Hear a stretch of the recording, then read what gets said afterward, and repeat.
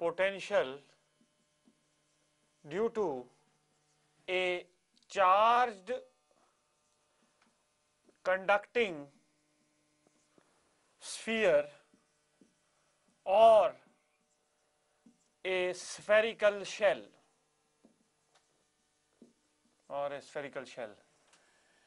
तो बेटा देखिए अब हम देखेंगे electric potential due to a charge conducting sphere और ए स्फेरिकल शेल। यदि हमारे पास एक चार्ज कंडक्टिंग स्फीयर हो या एक स्फेरिकल शेल हो जो कि चार्ज्ड है, उसके कारण पोटेंशियल हम देखना चाहते हैं। बेटा देखिए कैसे, ये मेरे पास एक स्फीयर, नाउ हमने रिलेशनशिप निकाला था between electric field and potential.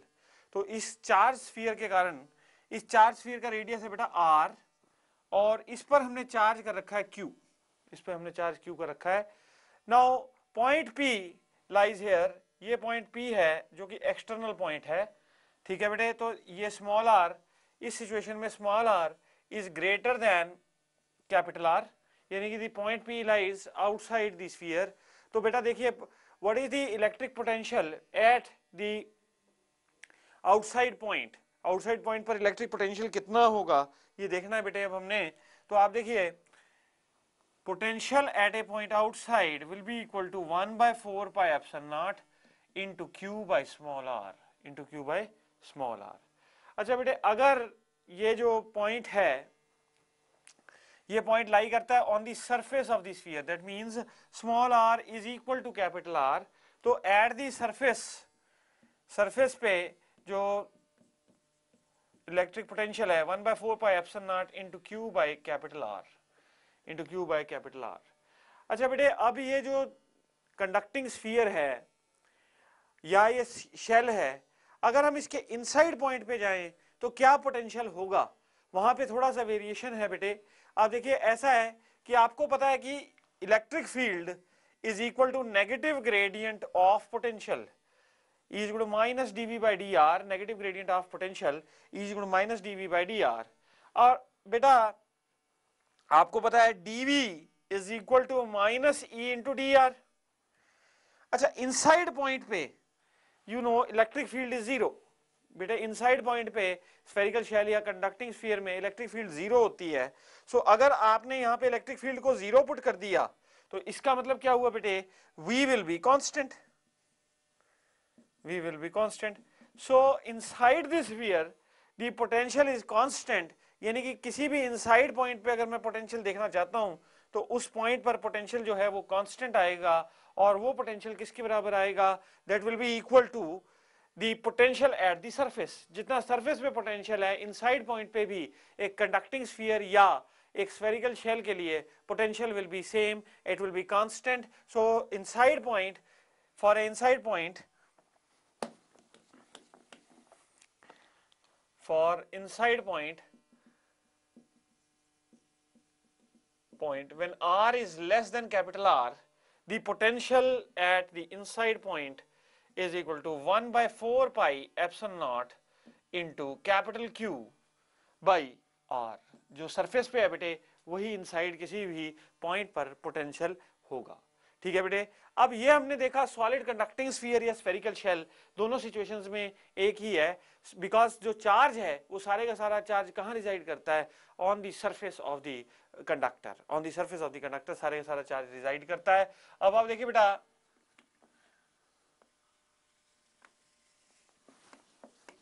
Now we will discuss the electric potential. Now we will discuss the electric potential due to a non-conducting sphere, due to a non-conducting sphere, solid sphere. So electric potential due to a solid non-conducting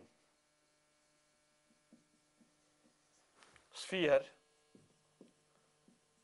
So बेटे solid non conducting sphere के कारण अब हम देखना चाहते हैं कि electric potential क्या होगा। तो आप देखिए बेटा ये मैंने एक सॉलिड नॉन कंडक्टिंग स्फीयर ले लिया, ठीक है बेटे, ये सॉलिड नॉन कंडक्टिंग स्फीयर ले लिया, और आपको पता है इसमें चार्ज जो है वो डिस्ट्रीब्यूशन में है, टोटल चार्ज जो है वो डिस्ट्रीब्यूटेड है, ठीक है बेटे। अब देखिए इस पर चार्ज कैपिटल Q, इसका रेडियस कैपिटल R। अगर हम पॉइंट P एक्सटर्नल ले लें, एक्सटर्नल P यानी कि जो ये स्मॉल r है that is greater than capital R, small r is greater than capital R, तो इस पर्टिकुलर पॉइंट पर what will be the electric potential at the outside point, that will B 1/4 pi epsilon naught into बेटे Q by small r। ये हो गया outside point पे। अच्छा बेटे सरफेस की बात करें तो सरफेस पे यानी कि at r equal to r, ये सरफेस हो गया। सरफेस पे पोटेंशियल कितना होगा बेटे, सरफेस पे पोटेंशियल होगा v is equal to 1/4 pi epsilon naught into बेटा q by capital R at the surface. लेकिन इनसाइड पॉइंट पे पोटेंशियल बदल जाएगा, पोटेंशियल विल चेंज बिकॉज जो चार्ज एनक्लोज्ड होगा इनसाइड पॉइंट पे that is going to change. तो आप देखिए अगर इनसाइड पॉइंट पे आप देखें, आपको पता है बेटा electric field at the inside point we had calculated, electric field at a point inside, inside point पर इलेक्ट्रिक फील्ड जो इंटेंसिटी है that is equal to G, that is equal to 1/4 pi epsilon naught into Q into small r by r cube, ये था बेटे। This is the electric field intensity at the inside point.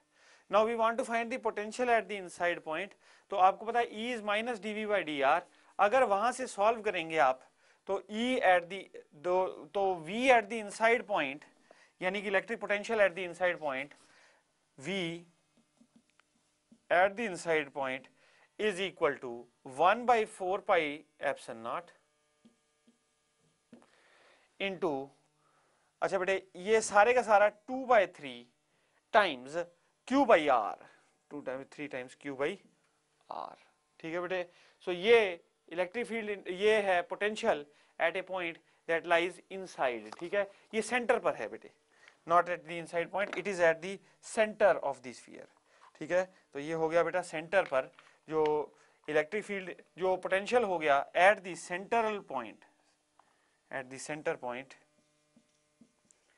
Is 2/3 1/4 pi epsilon naught into Q by R। ठीक है बेटे।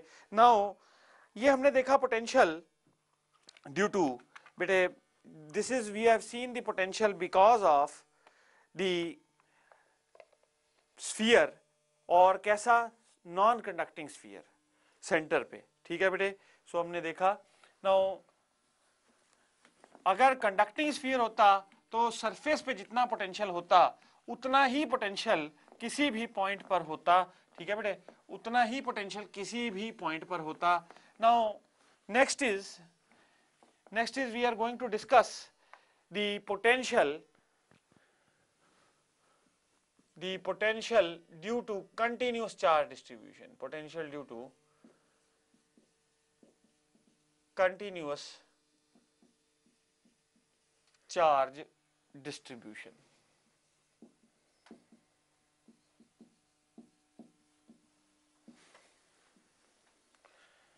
No बेटे अगर हमारे पास charge continuous distribution में हो और उसके कारण हम देखना चाहते हैं किसी पॉइंट पर पोटेंशियल, तो चार्ज कंटिन्यूस डिस्ट्रीब्यूशन में आपको पता है बेटे it can be distributed along the surface line और वॉल्यूम। ठीक है बेटे। सो अगर मेरे पास, मैं निकालना चाहता हूं potential due to potential at an axial point of a circular charged ring। ठीक है बेटे। सो मैं निकालना चाहता हूं potential at an axial point of a circular charged ring. तो पोटेंशियल निकालना चाहता हूं due to the at an axial point of the circular charge ring. So आप देखिए बेटा ये मेरे पास एक रिंग है, इसका रेडियस बेटे गिवन है मुझे, इसका रेडियस है R, ये इसका सेंटर हो गया। इस पूरे रिंग पर, इस रिंग की लीनियर चार्ज डेंसिटी है लैम्बडा, और जो टोटल चार्ज हमने कर रखा है दैट इज प्लस Q, यानी पॉजिटिव चार्ज हमने इस रिंग पर कर रखा है। और वो रिंग पर चार्ज है कितना बेटे, that is plus q, total charge on the ring is plus q। और बेटा हम लोगों ने यहां पे x दूरी, एक्सिस पर x दूरी, अब ये देखिए ये कैसा है, perpendicular to plane of ring है, ये एक्सिस जो जा रहा है, एक्सियल पॉइंट जो है, जो पॉइंट P, ये जो एक्सियल पॉइंट है ये उस एक्सिस पे लाई करता है जो कि सेंटर से गुजरता है और परपेंडिकुलर है to the plane of the ring. तो उस पर हमने क्या निकालना है बेटे, we want to find out the potential at the point P which is an axial point. और आप देखिए रिंग का रेडियस हमें दे रखा है, रिंग की लीनियर चार्ज डेंसिटी हमको दे रखी है, रिंग पर टोटल चार्ज कितना है वो भी हमें पता है। अब हम इस पॉइंट पर पोटेंशियल निकालेंगे।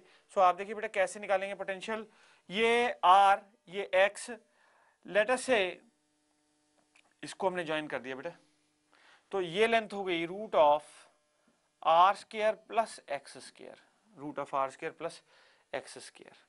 नाउ इसमें हमने एक छोटा सा पोर्शन, बहुत स्मॉल पोर्शन काट लिया, ठीक है बेटे। सो इस छोटे से पोर्शन के कारण we can find out that what is the potential and we can integrate. Potential जो है वो स्केलर क्वांटिटी है, तो ऐसे सारे छोटे पोर्शंस के कारण पोटेंशियल को हम क्या कर देंगे, इंटीग्रेट कर देंगे, ऐड कर देंगे, ठीक है बेटे। सो आप देखिए ये हमने dx लेंथ का स्मॉल पोर्शन काटा है। Now small potential dv that exists due to this particular small portion on this point P will be बेटा कितना 1/4 pi epsilon naught into lambda dx, lambda dx ये चार्ज हो गया बेटा इस स्मॉल पोर्शन पर, बाई क्या चीज, by square root of r square plus x square, by square root of r square plus x square. Now ये छोटा सा पोटेंशियल, ये पोटेंशियल हमने निकाला है because of this particular small point charge that you have treated. और इस point charge का मैग्नीट्यूड कितना है बेटे, this is having a magnitude of lambda into dx। अब आपको नेट पोटेंशियल निकालना है, तो net potential can be obtained by integrating, so integrating dv, ठीक है बेटे। सो तो इंटीग्रेट कर दीजिए इसको dv को, ये आपके पास आ जाएगा बेटे v at the axial point will be equal to, बेटे v at the axial point will be equal to 1/4 pi epsilon naught, 1/4 pi epsilon naught into lambda upon square root of r square plus x square integral dx, integral dx। अब देखिए बेटा अगर हम सारे dx जोड़ेंगे तो then what we will be getting, we will be getting the length of the circular ring, तो circular ring की हमारे पास length आ जाएगी, ठीक है बेटे। तो ये हो जाएगा 1/4 pi epsilon naught into lambda over square root of r square plus x square। अच्छा इंटीग्रल dx, सारे dx जोड़ोगे तो you will get the length of the ring, so length of the ring will be 2 pi into r, so length of the ring will be 2 pi r। so beta linear charge density into length gives you the total charge that is on the ring, ठीक है भाई। Total charge रहेगा आपके पास जो ring पर है, तो वो टोटल चार्ज रिंग पर है कितना बेटे, कैपिटल Q के बराबर। सो जो पोटेंशियल आया वो हो जाएगा 1/4 pi epsilon naught into बेटे Q by square root of r square plus x square, Q by square root of r square plus x square। अच्छा बेटे अगर आपसे पूछा जाए सेंटर ऑफ द रिंग पर कितना पोटेंशियल होगा, रिंग के सेंटर पर कितना, ये तो पोटेंशियल हुआ एक्सियल पॉइंट पर। अगर आपसे पूछा जाए that what is the potential at the centre of the ring, तो रिंग के सेंटर पर पोटेंशियल पूछा जा रहा है। तो बेटा देखो रिंग के सेंटर पर पोटेंशियल जो होगा that will B v at the centre, means centre पर बेटा x 0 के बराबर है, x किसके बराबर है, 0 के बराबर है। तो सेंटर पर पोटेंशियल कितना होगा 1/4 pi epsilon naught इनटू बेटे क्या चीज Q by R, ठीक है बेटे। तो सेंटर पर जो पोटेंशियल होगा that will be equal to 1/4 pi epsilon naught इनटू Q by R, ठीक है बेटे। ये हमने देखा बेटे the potential due to a circular charge ring, potential due to circular charge ring। Now next we are going to see the potential again in the linear charge distribution। linear charge distribution में ही हम लोग potential देखेंगे और इस बारी potential जो देखेंगे that will be because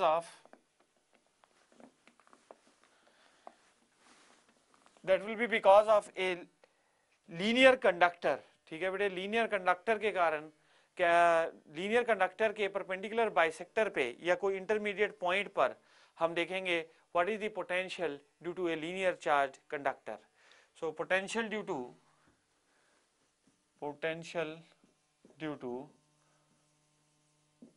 to a linear charged conductor. Now potential due to a linear charge conductor. So आप देखिए बेटा, मेरे पास ये एक लीनियर चार्ज कंडक्टर है, लीनियर चार्ज कंडक्टर है, इसका लेंथ L है, इसका लेंथ L है, इसकी लीनियर चार्ज डेंसिटी लैम्डा है बेटे, और टोटल चार्ज इस पे Q दे रखा है। मान लीजिए ये भी पॉजिटिवली चार्ज है, ये भी कैसा है, पॉजिटिवली चार्ज। इसके परपेंडिकुलर बाइसेक्टर पर कोई पॉइंट P लाई करता है। ठीक है बेटे, और ये जो पॉइंट P है ये इस कंडक्टर से R दूरी पर है, पॉइंट P है, it is at distance R from the linear charge conductor. अब आप देखिए बेटा, ये इसमें आपको छोटा सा पोर्शन काट लीजिए जिसका लेंथ कितना है dx, बहुत स्मॉल पोर्शन काट लीजिए जिसका लेंथ है dx, और बेटा इसका आप यहां पर angle you take as theta. ठीक है बेटे, तो ये आपने यहां से कितनी दूरी पर काटा है, x दूरी पर काटा है। ठीक है बेटे, ये आपने x दूरी पर काट दिया। नाउ अब हम इसके कारण, इस पूरी लाइन के कारण, ठीक है बेटे, इस पूरे लीनियर चार्ज कंडक्टर के कारण we want to find out that what is the potential at the point P। Potential निकालना चाहते हैं पॉइंट P पर। आप देखिए बेटा, मैंने इसमें एक पॉइंट चार्ज काट लिया, तो पॉइंट चार्ज की जो लेंथ है, मतलब जो छोटा सा हमने पोर्शन काटा है, which will behave as a point charge, is of length dx। अब आप देखिए, इसके कारण P पॉइंट पर पोटेंशियल पता करना चाहते हैं, तो small amount of potential due to this will be equal to 1/4 pi epsilon naught into, ये dq किसके बराबर होगा बेटे, dq जो स्मॉल अमाउंट चार्ज है dq, वो किसके बराबर होगा, lambda into dx, lambda into dx by क्या चीज बेटे, बाई, अब देखो ये r है, ये x है, ये कितना हो जाएगा बेटे, square root of r square plus x square, this will be square root of r square plus x square. ये स्मॉल अमाउंट ऑफ पोटेंशियल आया because of this particular small portion.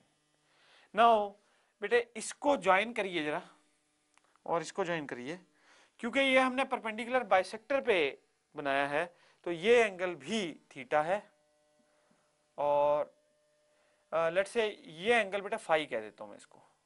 ठीक है, और ये कुल एंगल भी फिर इतना ही होगा थीटा, क्योंकि परपेंडिकुलर बाइसेक्टर पे तो ये एंगल्स जो होंगे सेम होंगे बेटा, और यहाँ पे जो एंगल है इसका वो है फाई। ठीक है बेटे, तो ये है फाई।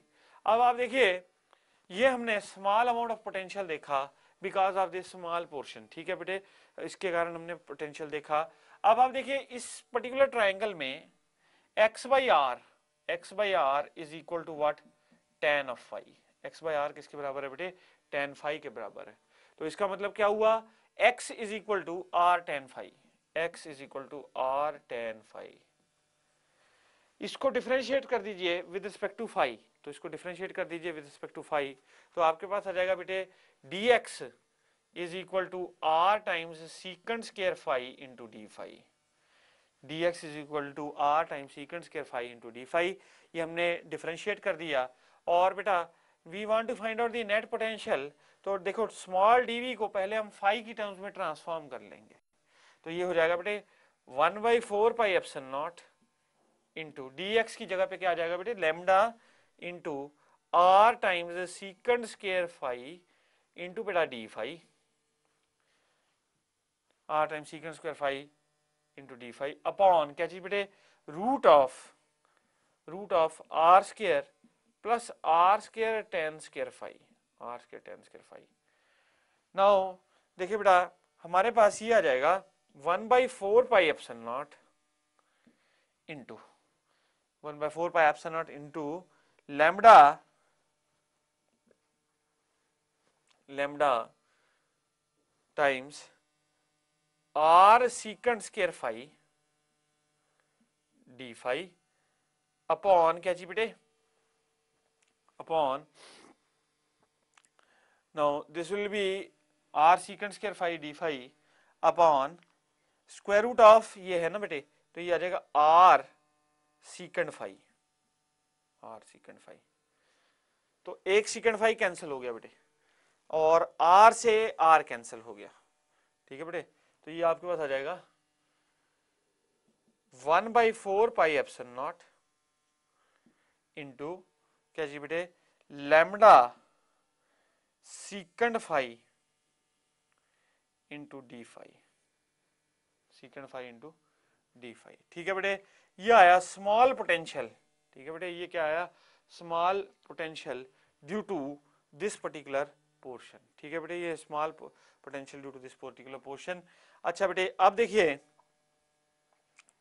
नाउ तो dx आ गया और x की जगह पे हमने ट्रांसफॉर्म कर दिया था r tan फाई, ठीक है बेटे। तो ये हो जाएगा r टाइम्स सीकेंट फाई और एक सीकेंट फाई कैंसिल हो गया। अब आप देखिए बेटा नाउ नेक्स्ट थिंग इज, अब हमने नेट पोटेंशियल निकालना है तो we will have to integrate, तो इंटीग्रेट कर देंगे इसको। तो v will be equal to integral phi कहां से कहां तक चेंज कर रहा है बेटे, फाई चेंज कर रहा है माइनस थीटा से लेके प्लस थीटा तक, ठीक है जी बेटे, फाई चेंज कर रहा है माइनस थीटा से लेके प्लस थीटा तक। और ये हो जाएगा बेटे 1/4 pi epsilon naught lambda secant phi d phi, lambda secant phi d phi. अच्छा बेटे नाउ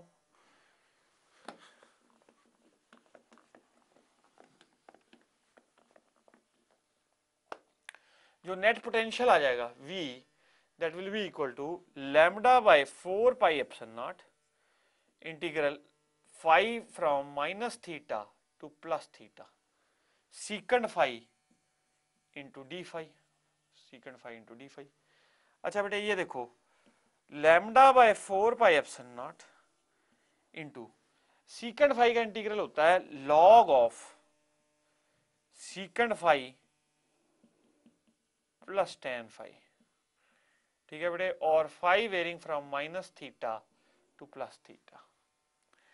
अब आप क्या करेंगे λ/4 पाई एप्सिलॉन नॉट, ठीक है बेटे, λ/4 पाई एप्सिलॉन नॉट इंटू क्या चीज log of secant theta plus tan theta minus बेटे log of secant minus theta और प्लस बेटे tan of minus theta. Now इसको हम बेटे के देखिए कैसे लिखेंगे, इसको हम लोग ऐसे लिख सकते हैं, ये हमने इंटीग्रेट करने के बाद बेटे हमारे पास ये रिजल्ट आया। अब आप देखिए इसको आप कैसे लिखते हैं, is equal to λ/4 pi epsilon naught, इसको लिखो बेटे log of secant theta plus tan theta minus, ठीक है बेटे, minus log of secant of minus theta secant theta, तो ये हो गया बेटे सीकेंट थीटा और टेन ऑफ माइनस थीटा जो होता है माइनस टेन थीटा होता है, माइनस टेन थीटा बेटे। So this will be equal to λ/4 pi epsilon naught, now log a minus log b, ये हो जाएगा बेटे log a by b. So log of secant theta plus tan theta over secant theta minus tan theta, ठीक है बेटे। सो ये हमारे पास क्या आ गया, this is the potential at a point due to a linear charge conductor, ठीक है बेटे, this is the expression for potential at a point due to a linear charge conductor. ये आपने देख लिया बेटे। अब हम लोग ये हमने देखा पोटेंशियल ड्यू टू ए, जब चार्ज डिस्ट्रीब्यूटेड होता है तो हमने निकाला potential at different points. Now बेटे देखिए, अगर हम कोई चार्ज को किसी पोटेंशियल डिफरेंस में मूव करते हैं, ठीक है बेटे, अगर हम किसी चार्ज को किसी पोटेंशियल डिफरेंस के अक्रॉस मूव करते हैं, तो आपको ये बात पता है that the work done, the potential is work done per unit charge. So if A charge is accelerated in A potential, अगर कोई चार्ज को हम लोग पोटेंशियल में एक्सेलरेट करते हैं, then in that particular situation work done is equal to charge times potential. Work done on the charge is equal to charge times potential difference. अगर हम किसी चार्ज को एक्सेलरेट कर रहे हैं किसी हाई पोटेंशियल में, तो वर्क डन हो जाता है Q इंटू वी। अब बेटे देखिए, अगर हमारे पास कोई पार्टिकल एक्सेलरेटर हो जो कि क्या कर रहा हो, किसी चार्ज पार्टिकल को हाई वेलोसिटीज दे रहा हो, चार्ज पार्टिकल को मूव करा रहा हो और हाई वेलोसिटीज दे रहा हो, और हमने उस चार्ज पार्टिकल की वेलोसिटी निकालनी है। फर्ज करिए, देखिए वी नो दैट कि जो CRT होती है, कैथोड रे ट्यूब होती है, उसमें electrons are accelerated across a very high potential. तो बड़ा हाई पोटेंशियल अप्लाई करते हैं और उसके कारण क्या होता है, the charge particles get accelerated. Now देखिए बेटा, जो वर्क डन है, work done on the charge particle, work done on the charge particle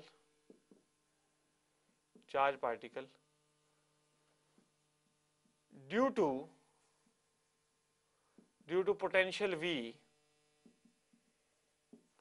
is equal to the kinetic energy is equal to the kinetic energy is equal to the kinetic energy gained by the charged particle, by the charged particle. So देखिए बेटा, अगर हमारे पास कोई charge Q है, उसको हमने potential V के कारण एक्सेलरेट करवाया, ठीक है बेटे, तो उस पे वर्क डन हो गया by the potential is QV, ठीक है बेटे, पोटेंशियल डिफरेंस के कारण जो वर्क डन हुआ that is equal to QV, और this is equal to the kinetic energy gained by the charge particle. So kinetic energy gained कितनी होगी, QV is equal to half mv square, QV is equal to half mv square. Now बेटा यहां से आप देखिए, we can write velocity square is equal to 2qv by m. So velocity is equal to square root of 2 times qv by m. So ये velocity gain हुई when the charge is accelerated across some potential difference. अगर charge को accelerate कराते हैं across a potential, then the velocity gained by the charge particle is equal to square root of qv by m, ठीक है बेटे, that is equal to square root of qv by m. Now next जो हम लोग discuss करेंगे, next is a equipotential surface. Next that we are going to discuss is a equipotential surface. Equipotential surface. Now बेटे ऐसा surface, ऐसा एक surface जिसपे कि सारे पॉइंट्स पर पोटेंशियल कैसा हो, सेम हो, is called A equipotential surface. कोई भी ऐसा सरफेस जिसके किसी भी पॉइंट पर पोटेंशियल सेम हो, यानी कि दो पॉइंट्स उस सरफेस पे अगर मार्क किए जाएं तो उनके बीच में पोटेंशियल डिफरेंस क्या है, वो जीरो हो, that is called A equipotential surface. A surface which has the same potential,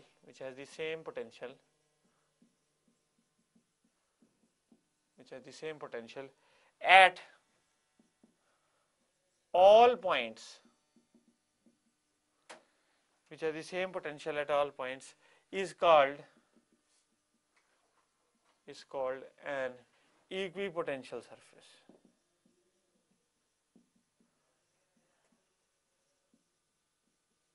This means that the potential difference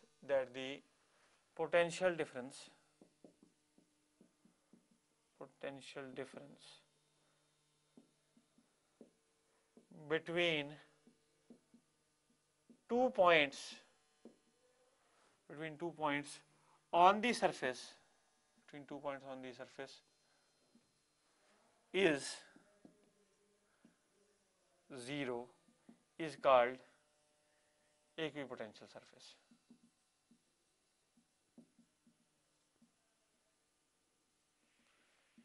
Is called equipotential surface. Now बेटे equipotential surface कोई एग्जाम्पल है इसका? अगर मेरे पास एक पॉइंट चार्ज है बेटे, ये एक पॉइंट चार्ज है Q, और अगर मैं इसके अराउंड एक स्फेरिकल सरफेस बना दूं, इसको सेंटर मान के एक स्फेरिकल सरफेस बना दिया, और स्फेरिकल सरफेस किसी भी रेडियस का बेटे, जितने मर्जी मैं सरफेस बना लूं, जितने मर्जी मैं इसके अराउंड स्फीयर्स बना लूं ऑफ डिफरेंट रेडियस, ये सारे के सारे spherical surfaces will act as equipotential surfaces. ये सारे के सारे surfaces will act as equipotential surfaces. ठीक है बेटे, ये जितने भी surfaces मैं इसके बाहर बना लूंगा, they will act as equipotential surfaces. Now ये चार्ज Q सेंटर पर था, मान लीजिए आपने R रेडियस का इक्विपोटेंशियल सरफेस बनाया। अब आप देखिए बेटा, अगर मैं इस सरफेस पे कहीं भी पॉइंट लूं, मान लीजिए ये पॉइंट ले लूं, या ये पॉइंट ले लूं, या ये पॉइंट ले लूं, इन सभी पॉइंट्स पर, ABC पॉइंट्स पर जो पोटेंशियल होगा दैट विल बी सेम, और वो पोटेंशियल सेम होगा, और वो होगा कितना ये भी बता देता हूं। देखिए बेटा, VA is equal to VB is equal to VC, और बहुत सारे इनफाइनाइट पॉइंट्स हो सकते हैं इस पर्टिकुलर सरफेस पे। और उसी तरह से बेटा, अगर मैं इस वाले सरफेस पे भी लूं, स्फेरिकल सरफेस पे जो मर्जी पॉइंट लूं, वो भी कैसे होंगे, सब इक्विपोटेंशियल होंगे, यानी कि सब पे पोटेंशियल कैसा होगा, सेम होगा। Now VA is equal to VB is equal to VC is equal to Q by 4 pi epsilon naught into capital R is equal to Q by 4 pi epsilon naught into capital R। ये क्या हो गया, this is the potential at these points A, B and C। ठीक है बेटा, ये potential हो गया at the points A, B and C, और that is equal to Q by 4 pi epsilon naught R। Equipotential surface की कुछ खासियतें होती हैं। अगर हमने the work done in taking a charge from and one point to another point will be zero. ठीक है बेटे, एक पॉइंट से दूसरे पॉइंट पर अगर हम एक चार्ज को लेकर जा रहे हैं तो वर्क डन जीरो होगा, यदि वो सरफेस कैसा है, इक्विपोटेंशियल सरफेस। अगर वो सरफेस इक्विपोटेंशियल है तो वर्क डन कैसा होगा, जीरो। सो ये एक प्रॉपर्टी होगी बेटा इक्विपोटेंशियल सरफेस की, property of equipotential surface, property of equipotential surface. तो पहली प्रॉपर्टी है बेटे, the work done in moving A charge,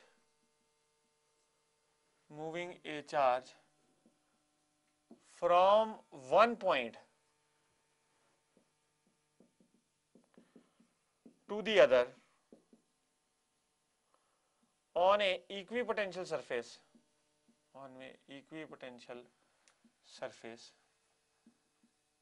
is क्या चीज बेटे, is जीरो। मान लीजिए आप A से B पॉइंट पर चार्ज Q को A से B पॉइंट पर लेकर जा रहे हैं।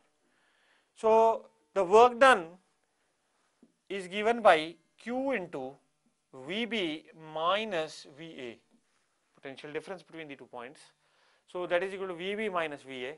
और अब आप देखिए बेटा, VB VA के बराबर है, तो ये क्या हो गया, वर्क डन जीरो हो गया इस सिचुएशन में। नाउ इलेक्ट्रिक फील्ड कैसी होती है ऑन ए इक्विपोटेंशियल सरफेस, किस तरह की उसका क्या एंगल बनता है, किस तरह की होती है, ओरिएंटेड किस तरह की होती है, ये हम डिस्कस करेंगे।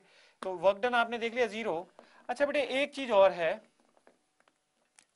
Now we know that the potential dV, the potential difference dV is equal to minus E dot dr, E vector dot dr।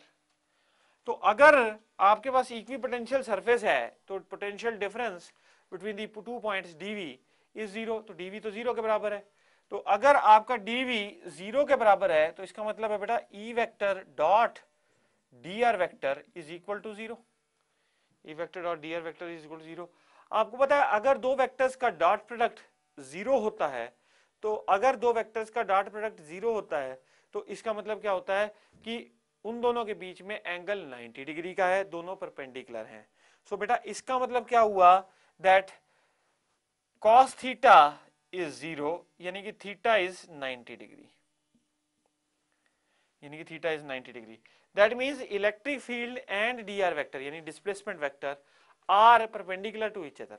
Equipotential surface पे हमेशा इलेक्ट्रिक फील्ड जो होती है दैट इज परपेंडिकुलर, हमेशा कैसी होती है, electric field is always perpendicular to the displacement of the charge. ठीक है बेटे, तो electric field is always perpendicular to displacement of charge for a whenever we have a equipotential surface at the equipotential surface, this is always true। ठीक है बेटे, so E vector dot dr vector is 0, so that means theta is equal to 90 degree, theta is equal to 90 degree। ये clear हुआ बेटे आपको।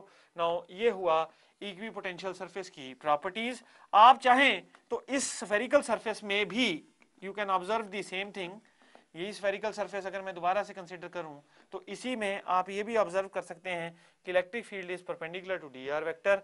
ये देखिए, ये हमारे पास सेंटर पे पॉइंट चार्ज पड़ा है q और ये हमारा इक्विपोटेंशियल स्फेरिकल सरफेस बन गया। अब आप देखिए इलेक्ट्रिक फील्ड वेक्टर बेटा ऐसे है और आपका dr वेक्टर ऐसे है, तो इन दोनों के बीच में एंगल कितना हो गया, 90 degree. So this surface is a equipotential surface. ये सरफेस कैसा हो गया बेटे, इक्विपोटेंशियल सरफेस। बेटे वर्क डन होगा यदि हमें एक इक्विपोटेंशियल सरफेस से दूसरे इक्विपोटेंशियल सरफेस पर चार्ज को मूव करना हो तो वर्क डन डेफिनेटली होगा। लेकिन अगर एक ही इक्विपोटेंशियल सरफेस पर हमने चार्ज को मूव करना है, एक ही इक्विपोटेंशियल सरफेस पर अगर हमने चार्ज को मूव करना है तो वर्क डन 0 होगा, because the potential is same at all the points, because the potential is same at all the points.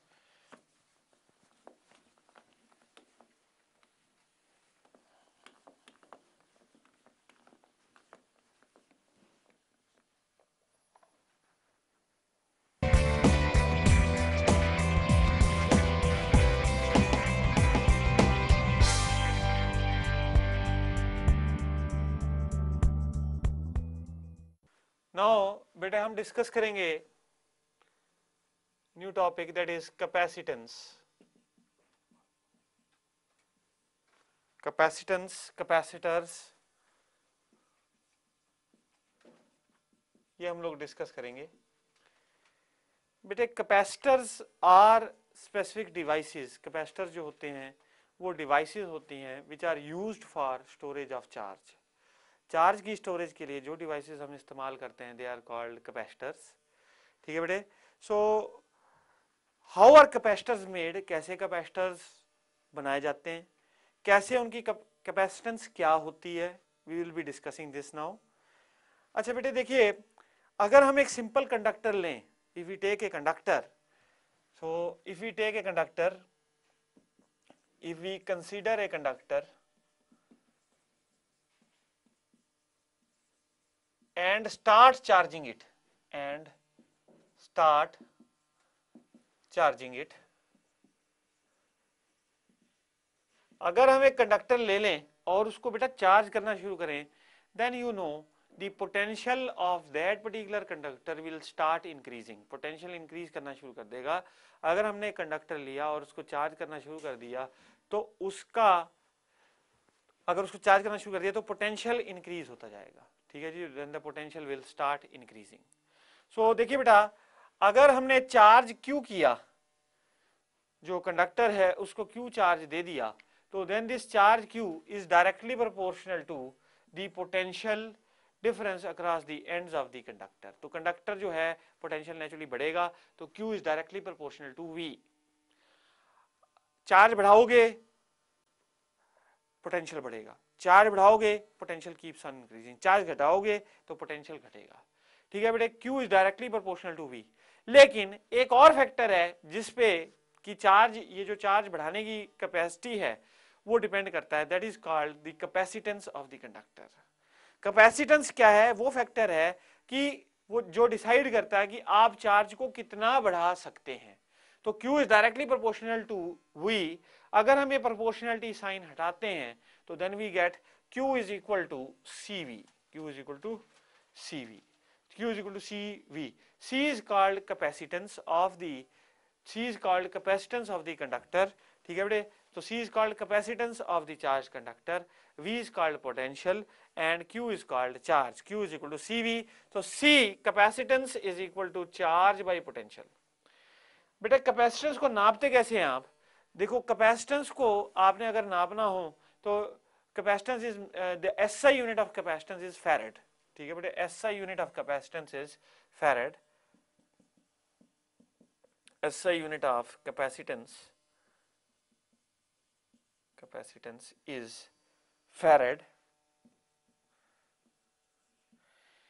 किसी भी कंडक्टर की कैपेसिटेंस एक फैरेड होती है when A charge of 1 coulomb, ठीक है, when A charge of 1 coulomb is stored when the conductor is charged to 1 coulomb and the potential difference across the conductor or the potential developed by the conductor is 1 volt। ठीक है बेटे, so 1 farad is the capacitance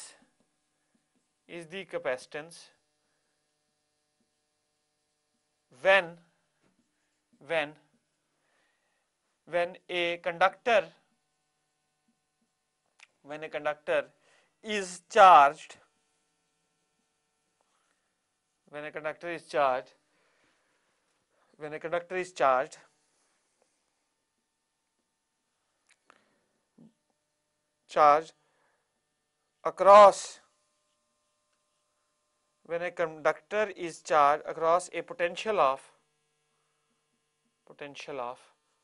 1 volt and 1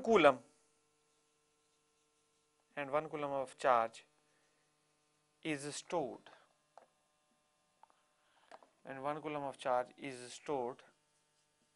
on the conductor।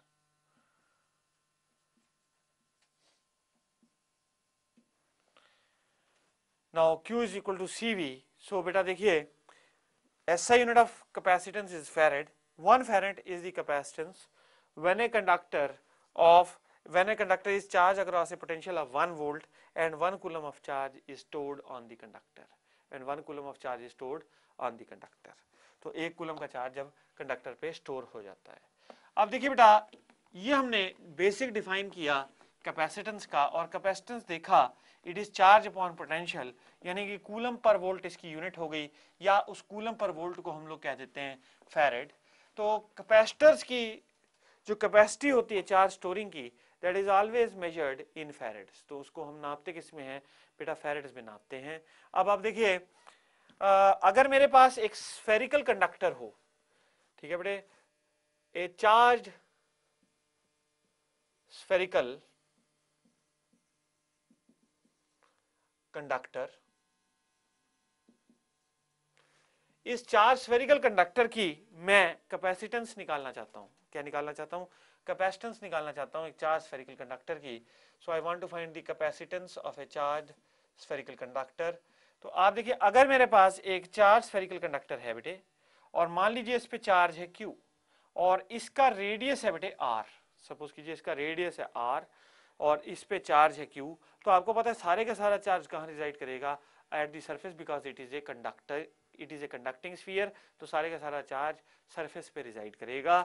और बेटा the potential V at the surface of the capacitor is equal to Q by 4 pi epsilon naught into R। ठीक है जी, तो potential होगा सरफेस पे, that is equal to Q by 4 pi epsilon naught into R।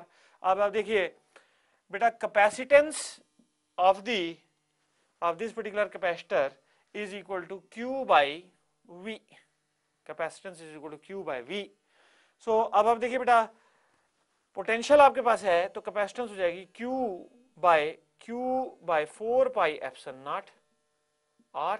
तो इसका मतलब हो गया, this implies that the capacitance is equal to 4 pi epsilon naught R। ठीक है बेटे, तो capacitance of the spherical conductor is equal to 4 pi epsilon naught into R। Now इस बात का क्या मतलब है? What does this mean?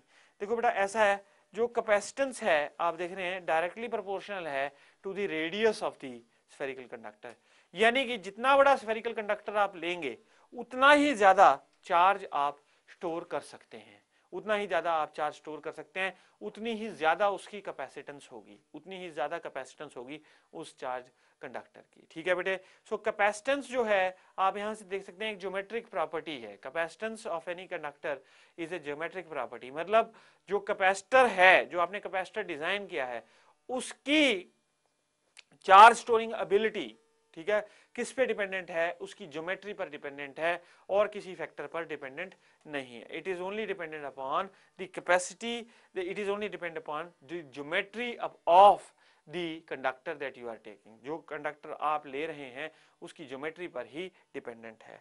अब ये हमने देखा, अब हम बेटा कैपेसिटेंस को डिटेल में डिस्कस करेंगे, और जो कैपेसिटर पॉपुलरली हम यूज करते हैं that is a parallel plate capacitor. तो पैरेलल प्लेट कैपेसिटर हम लोग आमतौर पे यूज करते हैं, और हम देखेंगे कि कैपेसिटर की डेफिनेशन भी थोड़ी सी बदलेंगे।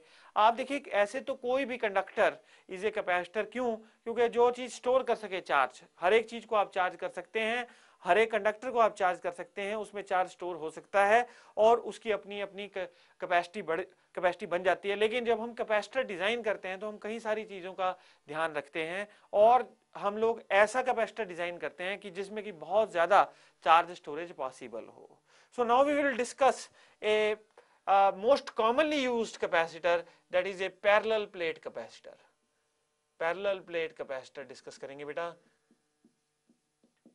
Now first of all we will discuss the principle of operation and the design of a parallel plate capacitor. ठीक है बेटे, प्रिंसिपल ऑफ ऑपरेशन और design of a parallel plate capacitor discuss करेंगे। So capacitor principle, capacitor principle, capacitor principle discuss करेंगे। So देखिए बेटा, अगर मेरे पास ये एक प्लेट है, let's say I am having a plate, और इसको मैं चार्ज कर रहा हूं, इस प्लेट को मैं चार्ज कर रहा हूं, तो आप ये बात समझ लीजिए कि ये प्लेट चार्ज होना शुरू हो गई तो क्या होगा, इसका पोटेंशियल बढ़ना शुरू हो जाएगा। ठीक है बेटे, क्योंकि जैसे जैसे चार्ज बढ़ाओगे वैसे वैसे पोटेंशियल इंक्रीज करता जाएगा। तो अगर हमारे पास बेटा ये प्लेट मैं ऐसे दिखा रहा हूं, नाउ ये हमारी प्लेट है बेटा, आप इसको चार्ज करते जा रहे हैं और इसको इंसुलेटेड स्टैंड पे आपने रख रखा है। इंसुलेटेड स्टैंड पे इंसुलेटेड बॉडी के साथ कनेक्ट करने का मतलब ये है कि अगर हम इसको इंसुलेटेड बॉडी नहीं कंडक्टर के साथ कनेक्ट कर देंगे और अर्थ कर देंगे तो व्हाट विल हैपन, सारे का सारा चार्ज जो हमने प्लेट पर दिया वो सारा कहां चला जाएगा, अर्थ को चला जाएगा। वो कहां चला जाएगा, अर्थ को चला जाएगा। अब देखिए बेटा, ये हमने प्लेट, ये जो कंडक्टर है, जब हमने इसको चार्ज किया, जब हमने इस कंडक्टिंग प्लेट को चार्ज किया तो सारे का सारा चार्ज कहां चला जाएगा बेटा, it will go on the surface. अगर मान लीजिए आपने इसको पॉजिटिव चार्ज किया है तो ये सारे का सारा चार्ज कहां चला गया, सरफेस पे। अगर आपने इसको एक तार के साथ, यानी कंडक्टिंग वायर, कॉपर की तार के साथ जोड़ दिया तो क्या होगा, सारे का सारा चार्ज, ये अर्थ के साथ कनेक्ट कर दिया तो सारे का सारा चार्ज इस तार के जरिए अर्थ को निकल जाएगा। अब हम ऐसा नहीं चाहते हैं, हम क्या चाहते हैं कि ये अर्थ को ना जाए। ठीक है बेटे, अर्थ को ना जाने के लिए हमको इसको इंसुलेटर के साथ रखना पड़ेगा। तो अब देखिए, ये बेटा मैंने यहाँ पे एक इंसुलेटर लगा दिया। इंसुलेटर वो होता है जो चार्ज को कंडक्ट नहीं करता है, क्योंकि प्लेट पे जैसे जैसे चार्ज कर रहे हैं प्लेट का पोटेंशियल बढ़ रहा है और जो अर्थ होती है वो जीरो पोटेंशियल पे मानी जाती है, तो सारे का सारा चार्ज प्लेट से अर्थ पे चला जाता है यदि एक कंडक्टिंग वायर हमने लगा रखी हो। यहाँ पे मैंने एक इंसुलेटर लगा दिया तो इंसुलेटर क्या करेगा, चार्ज प्लेट पे ही रोक लेगा, सारा चार्ज कहाँ रुक जाएगा, प्लेट पे ही रुक जाएगा, चाहे उसको आप अर्थ के साथ कनेक्ट कर दीजिए। फिर एक गोल्ड इलेक्ट्रोस्कोप ले लीजिए। इलेक्ट्रोस्कोप क्या होता है बेटे, उसमें दो जो इलेक्ट्रोस्कोप होता है बेटे, उसमें हम लोगों ने ऐसे दो लीव्स होते हैं इस तरह से, और ये गोल्ड के होते हैं क्योंकि gold is a very good conductor, और इसके साथ हमने इसको कनेक्ट कर दिया। ठीक है, इलेक्ट्रोस्कोप के साथ कनेक्ट कर दिया, इसको इंसुलेटेड स्टैंड पे सपोर्ट देकर इसको गोल्ड इलेक्ट्रोस्कोप के साथ कनेक्ट कर दिया। जैसे जैसे इस प्लेट पर चार्ज बढ़ाएंगे, जैसे जैसे इस प्लेट पर चार्ज बढ़ाएंगे, वैसे वैसे ये जो इलेक्ट्रोस्कोप के लीव्स हैं ये फैलते चले जाएंगे, क्योंकि जितना ज्यादा चार्ज होगा उतना ही इनके बीच में फोर्स ऑफ रिपल्शन होगी, उतनी ही इनके बीच में फोर्स ऑफ रिपल्शन होगी। ठीक है बेटे, तो ये हमारा जो है ये गोल्ड इलेक्ट्रोस्कोप है। ये क्या है? Gold electroscope. अब बेटे इसकी कैपेसिटी लिमिटेड है, इसकी कैपेसिटी लिमिटेड है, एक हद तक आप चार्ज कर सकते हैं। तो आपने अगर कैपेसिटी बढ़ानी हो तो उसके लिए हम लोग प्रिंसिपल ऑफ इंडक्शन यूज करते हैं। हम लोग क्या करेंगे, एक बेटा यहां पे मैं एक और प्लेट ले आया इसके सामने, आइडेंटिकल कंडक्टिंग प्लेट ले आया इसके सामने। अब इससे क्या होगा, इसमें नेगेटिव चार्ज इंड्यूस हो गया, इस पॉजिटिव चार्ज ने यहां पर नेगेटिव चार्ज इंड्यूस कर दिया। ठीक है बेटे, और इस साइड पर कैसा चार्ज आ गया? पॉजिटिव। अब इस नेगेटिव चार्ज का असर इस पे क्या हुआ? देखो बेटा, इस नेगेटिव चार्ज ने इसके पोटेंशियल को घटा दिया। आप बोलेंगे सर यहां पॉजिटिव चार्ज भी तो है, लेकिन पॉजिटिव चार्ज इसके नेगेटिव चार्ज के मुकाबले दूर है। डेफिनेटली ये इसको बढ़ाता तो है, इसके पोटेंशियल को, क्योंकि पोटेंशियल आपको पता है स्केलर क्वांटिटी है। तो अगर आप इस पॉजिटिव चार्ज के कारण देखें तो इसका इस प्लेट का पोटेंशियल बढ़ रहा है, लेकिन नेगेटिव चार्ज के कारण पोटेंशियल घट रहा है। ठीक है बेटे, तो नेगेटिव चार्ज, इस नेगेटिव चार्ज के कारण इस प्लेट का पोटेंशियल घट रहा है, इस पॉजिटिव के कारण जो बढ़त हो रही है वो बहुत कम है, जो बढ़ोतरी हो रही है वो बहुत ही कम है। वो कम क्यों है? वो कम इसलिए है क्योंकि ये पॉजिटिव चार्ज इससे दूर हो गया, इस प्लेट से दूर हो गया, इस नेगेटिव चार्ज का पोटेंशियल इस पर ज्यादा असर कर रहा है। तो इसका मतलब क्या हुआ कि अगर पोटेंशियल घट गया तो आप चार्ज और दे सकते हो, आप चार्ज और दे सकते हो इसको, और चार्ज पहले अगर ये क्यू चार्ज ले रहा था तो अब ये plate Q plus small Q charge ले लेगी, because of this additional plate, because of this additional plate. ये कैपेसिटर का प्रिंसिपल है। क्या बच्चों और कोई ढंग हो सकता है जिससे कि हम पोटेंशियल और बढ़ा सकते हैं, यानी कि चार्ज स्टोरिंग की कैपेसिटी इस प्लेट की और बढ़ा सकते हैं? वो बढ़ाने का एक और तरीका है मेरे पास। आप ऐसा कीजिए, इसको अर्थ कर दीजिए, यहां पे इस प्लेट के इतने पोर्शन को अर्थ कर दीजिए, तो ये सारा अनबाउंड चार्ज है। ये कैसा चार्ज है? अनबाउंड, फ्री पंछी, फ्री पंछी, सारा ये चार्ज कैसा है? फ्री पंछी के माफिक है। It is like a free पंछी, उड़ जाएगा, कहां? अर्थ में चला जाएगा। तो इसका मतलब क्या हुआ, अब ये जो पोटेंशियल इसका बढ़ा रहा था वो भी गायब कर दिया हमने। तो इसका मतलब क्या है, आप इस प्लेट को और चार्ज दे सकते हैं। मान लीजिए आपने क्यू डबल डैश चार्ज दे दिया, तो आप देख रहे हैं आपने क्या चीज चेंज करी, आपने पोटेंशियल घटाया है। आपके पोटेंशियल घटाने की वजह से what is happening, the capacity to store charge by this plate is increasing. ये प्रिंसिपल है कैपेसिटर का। तो अब हम कैपेसिटर को कैसे डिफाइन करते हैं?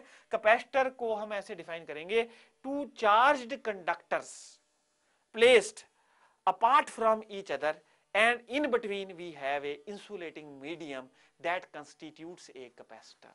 ठीक है बेटे, तो एक कैपेसिटर की डेफिनेशन देखिए। वैसे तो कोई कंडक्टर भी कैपेसिटर है क्योंकि उसमें चार्ज स्टोर हो सकता है। आपने देखा, मैंने पैरेलल प्लेट कैपेसिटर से आपको दो कंडक्टर लेके दिखाया कि किस तरह से हम लोग कैपेसिटी टू स्टोर चार्ज को ऑल्टर करते हैं। हम लोग कैसे करते हैं वो, by decreasing the potential. Potential को घटाने पर हम ऐसा कर सकते हैं, पोटेंशियल को घटाने पर हम लोग ऐसा कर सकते हैं। अब आप देखिए बेटा, पोटेंशियल को घटाने पर हम ऐसा कर सकते हैं। सो कैपेसिटर की डेफिनेशन होगी, टू conductors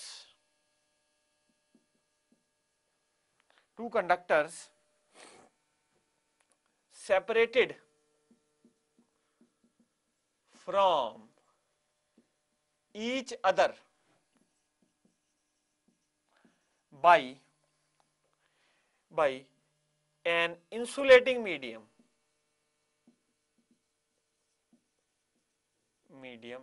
या इसको बोलते हैं बेटे dielectric,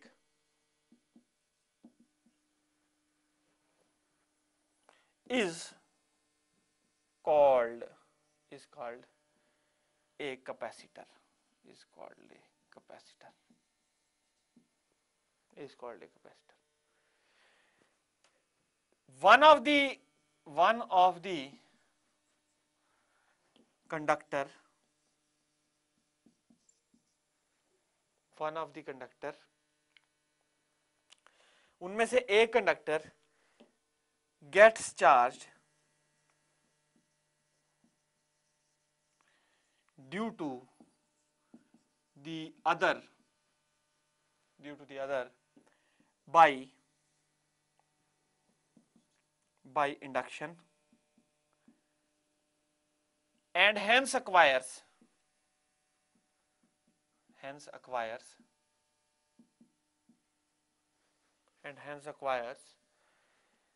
opposite charge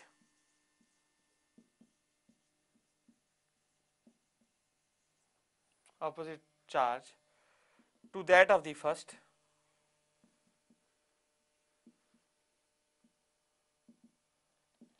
thereby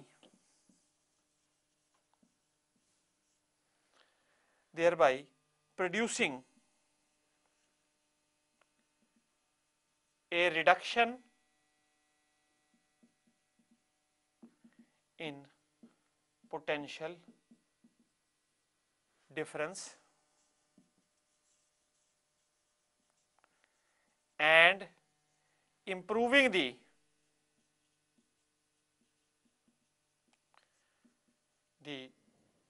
charge storing ability.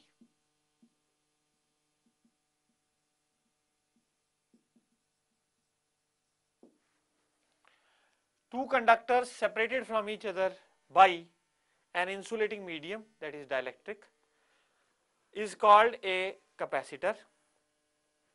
One of the conductor gets charge due to the other by induction, and hence acquires opposite charge to that of the first, thereby producing a reduction in potential difference and improving the charge storing ability. तो बेटा अगर हम simply एक दो parallel plates ले लें, दो parallel plate conductors ले लें, दो रेक्टेंगुलर प्लेट्स ले लें, और उनके बीच में हवा, एयर जो है ये अपने आप में एक इंसुलेटिंग मीडियम है. Air in itself is a insulating medium, air is a insulator.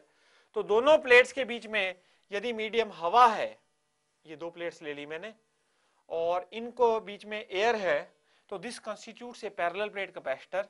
और बेटा इसको चार्ज करने के लिए हम लोग क्या कर देते हैं, we attach it to a battery. इसको डायरेक्टली किससे अटैच कर देते हैं, बैटरी से. अच्छा बेटे अगर बीच में इंसुलेटिंग मीडियम ना हो, कोई कंडक्टिंग मीडियम डाल दिया जाए, यानी कि let's say we attach this to the two plates by a wire, तो ये कैपेसिटर का काम नहीं करेगा, क्योंकि चार्ज स्टोर होना बंद हो जाएगा. क्योंकि we need a sealant medium in between, जो कि क्या करे, इसकी इलेक्ट्रिक फील्ड इसको जरूर इफेक्ट करे, लेकिन बेटा ऐसा ना हो कि चार्ज का फ्लो पॉसिबल ना हो.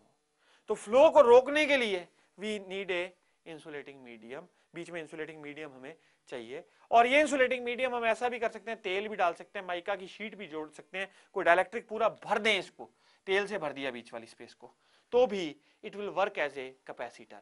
ठीक है बेटे, कैपेसिटर के बहुत सारे यूजेज हैं, कई जगह पे ये इस्तेमाल किया जाता है, और ये एक पैरेलल प्लेट कैपेसिटर है. आपको मैंने बताया इसमें किस तरह से अंदर हमने मीडियम डाला. तो now we will discuss a parallel plate capacitor, उसकी कैपेसिटेंस निकालेंगे, और उसके बीच में जो मीडियम है वो एयर है. ठीक है बेटे, so we will discuss a simple parallel plate capacitor. I am going to discuss a simple parallel plate capacitor.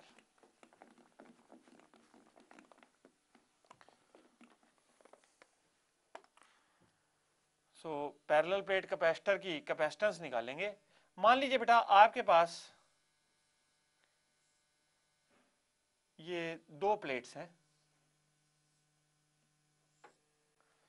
और इस प्लेट और इस प्लेट को हमने जिस बैटरी से कनेक्ट कर रखा है उसका ईएमएफ या पोटेंशियल डिफरेंस है V. ठीक है जी बेटे, ईएमएफ V की बैटरी से हमने इन दोनों प्लेट्स को अटैच कर रखा है. दोनों प्लेट्स का एरिया सेम है, इसका एरिया भी A और बेटा इसका एरिया भी A. इन दोनों प्लेट्स के बीच में जो गैप है वो डिस्टेंस है d। सपोज कीजिए दोनों प्लेट्स के बीच में जो गैप है वो दूरी है d, और क्योंकि एयर है तो आपको पता उसकी परमिटिविटी होगी एप्सिलॉन नॉट। नाउ अब हम इसकी कैपेसिटेंस निकालना चाहते हैं, ठीक है। हमने कहा कि कैपेसिटेंस जो है वो ज्योमेट्री पे डिपेंडेंट होती है। So now we will derive an expression to show that the capacitance is dependent upon the geometry of this parallel plate capacitor. अब आप देखिए बेटा, मान लीजिए दैट इस पर चार्ज Q है, तो इस पर माइनस Q चार्ज हो जाएगा बेटे, इस पर माइनस Q चार्ज हो जाएगा। नाउ अब सिग्मा लेट अस से is the surface charge density. Sigma जो है चार्ज पर यूनिट एरिया है, यानी कि सरफेस चार्ज डेंसिटी है इस पर्टिकुलर प्लेट की, इस पर्टिकुलर प्लेट की। तो देखिए बेटा E जो है इलेक्ट्रिक फील्ड यहां पे देखनी चाहिए। अगर हम बीच में इलेक्ट्रिक फील्ड देखना चाहें तो वो कितनी होगी। इलेक्ट्रिक फील्ड आपको पता है प्लेट्स में जब भी हमने ली है थिन शीट्स के कारण या प्लेट्स के कारण जब इलेक्ट्रिक फील्ड ली है तो it is independent of the distance, मतलब independent of the distance from the plate, independent of distance from the plate. तो अगर आप इस पॉइंट पर इलेक्ट्रिक फील्ड देखना चाहते हैं तो that will be equal to electric field due to this plate plus electric field due to this plate. इस प्लेट के कारण इलेक्ट्रिक फील्ड प्लस इस प्लेट के कारण इलेक्ट्रिक फील्ड। क्यों?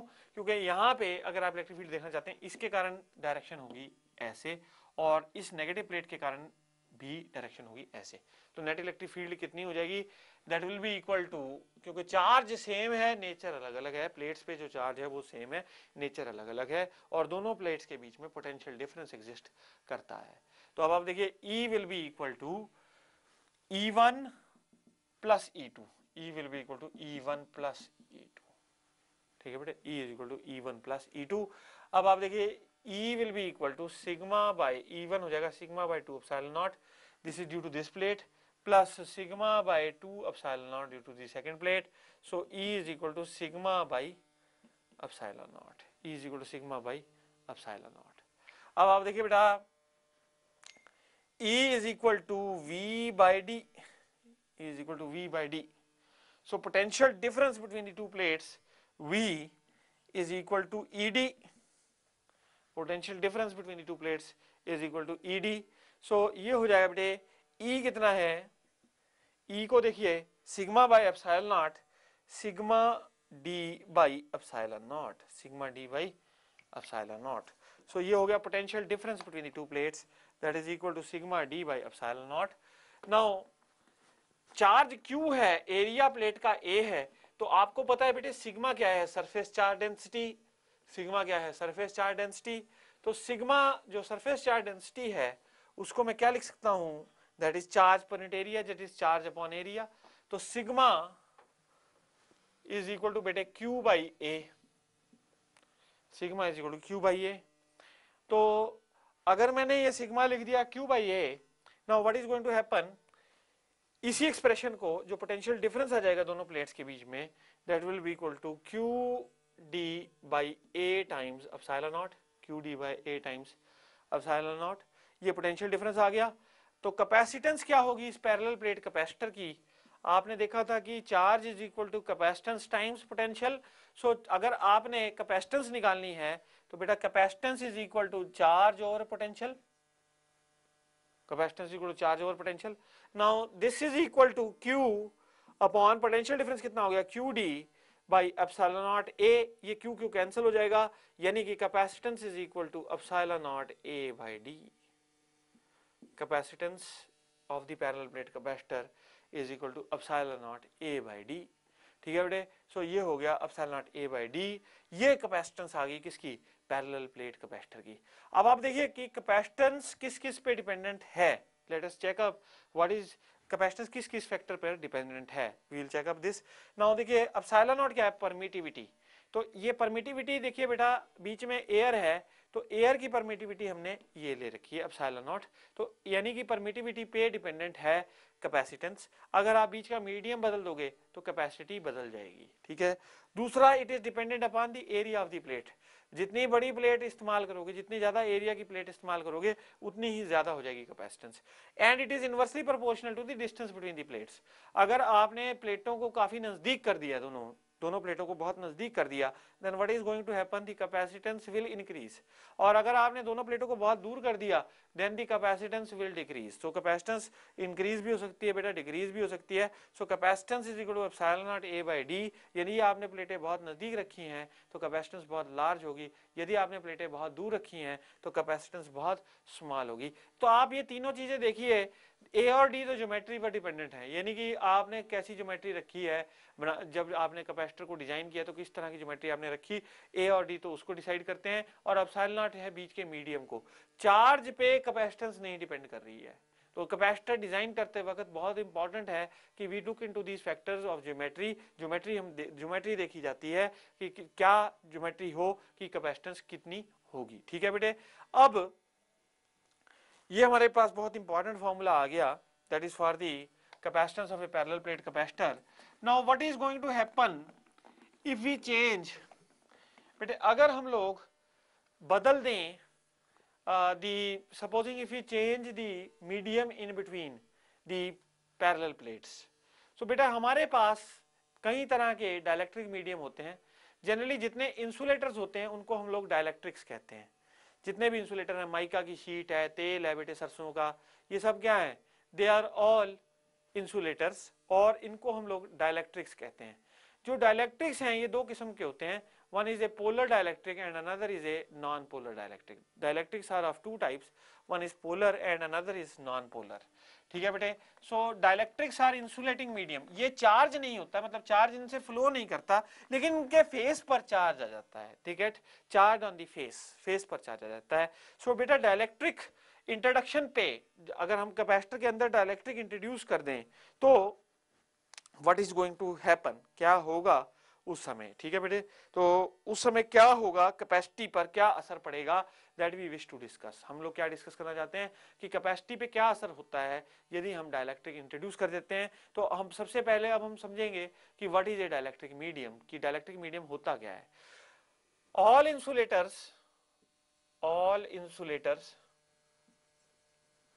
Are known as dielectrics.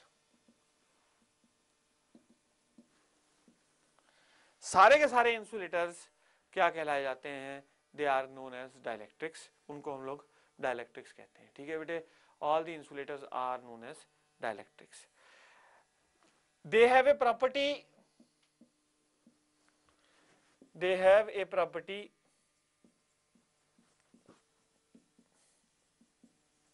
that the charge does not flow through them,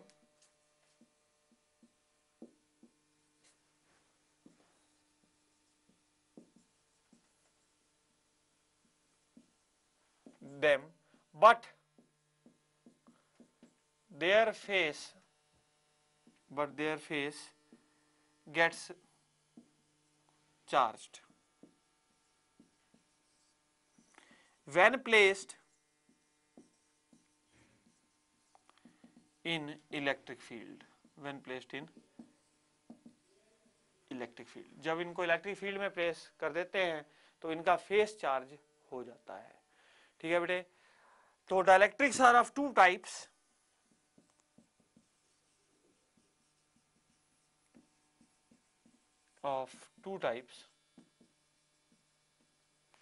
first is polar dielectric, second is non-polar dielectric.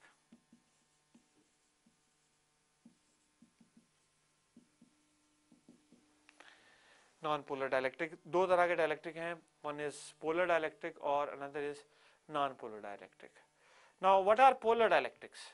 तो अब हम डिस्कस करेंगे कि डाइलेक्ट्रिक्स में ये जो हम स्टडी कर रहे हैं इनमें क्या फर्क होता है पोलर डाइलेक्ट्रिक और नॉन पोलर डाइलेक्ट्रिक में। बेटा अगर तो centre of mass, if the centre of mass if the center of mass of the protons does not coincide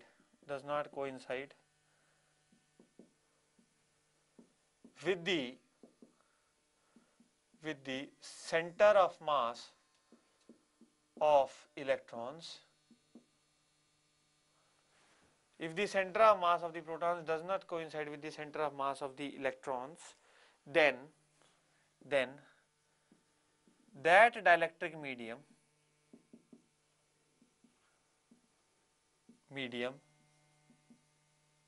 is a polar dielectric medium.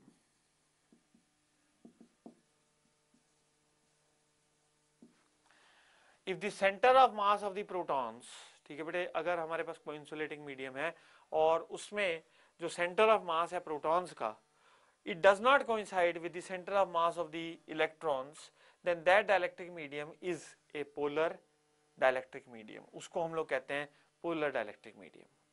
Water, for example, water,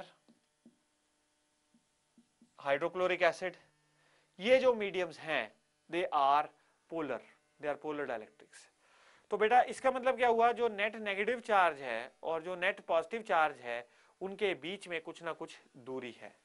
तो इन ऐसे जो dielectrics होते हैं उनमें उनका एक अपना डाइपोल मोमेंट होता है. They are having their own dipole moments because negative और पॉजिटिव चार्ज आपस में सेपरेटेड होते हैं. So they are having their own dielectric, तो they behave as a dipole और उनका अपना एक डाइपोल मोमेंट होता है. और ऐसे पोलर डायलेक्ट्रिक्स में जो डाइपोल मोमेंट्स होते हैं वो रैंडमली ओरिएंटेड होते हैं. ये रैंडमली ओरिएंटेड होते हैं बेटा.